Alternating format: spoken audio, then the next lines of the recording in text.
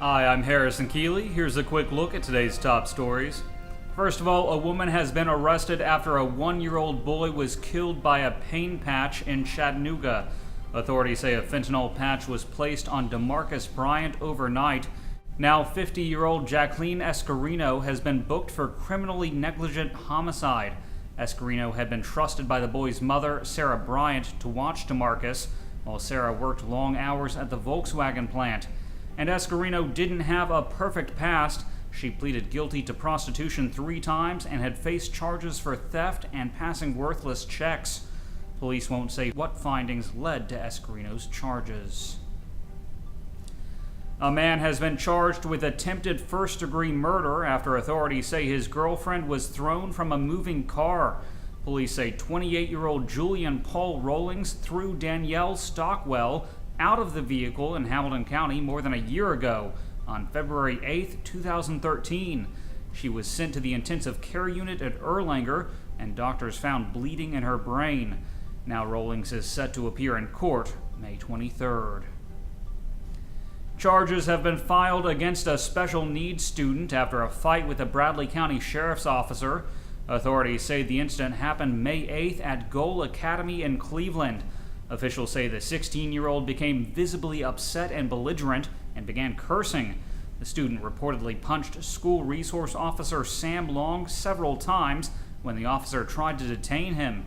They struggled on the floor and the student received minor scratches on his knees. EMS took the student to the hospital for treatment and a mental evaluation.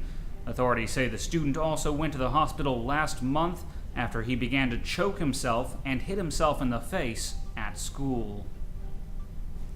McMinn County authorities say a woman has been arrested for stealing an ambulance. Officials say Terry Afa broke into the Inglewood Fire Department and took off in an ambulance early Saturday.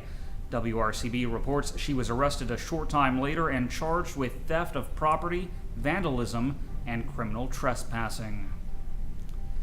The Chattanooga area's population is expected to surge by hundreds of thousands by 2055. That's according to Thrive 2055, an effort aimed at helping officials deal with growth by raising awareness and talking about issues now instead of later. The group says Catoosa County may see the most explosive growth. It's projected to more than double in population by 2055, growing from 64,000 residents to 140,000. Meigs County is also supposed to have twice as many residents by then, and Hamilton County will see the most new residents, close to 100,000. East Ridge could become the first city in Tennessee to restrict e-cigarettes. The city currently bans all tobacco use on city property, including more than 250 acres at Camp Jordan. City Councilman Mark Gravett says he wants to include e-cigarettes in the ban after someone came into City Hall using one a few weeks ago. He expects to bring the issue up before the City Council next month. One of Chattanooga's oldest skyscrapers has a new owner. The 107-year-old James Building has been sold for $5.1 million. Lucan Holdings sold the 12-story office building to a real estate partnership by the former owners of Rivermont Golf and Country Club. The James Building currently houses a number of law offices, a bank, and a PR firm. The new owners declined to discuss their plans for the building. A man who was shot to death in his car in Chattanooga on May 5th has been identified by police. 54-year-old James Frederick was pronounced dead at the scene on Wheeler Avenue. Anyone with information on the crime is asked to call the police.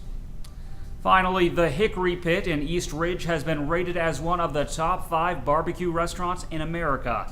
In fact, it was the only barbecue restaurant in Tennessee to make the top 10 list from TripAdvisor.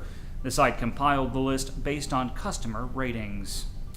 Turning to weather, today will be mostly sunny with a high near 89 degrees.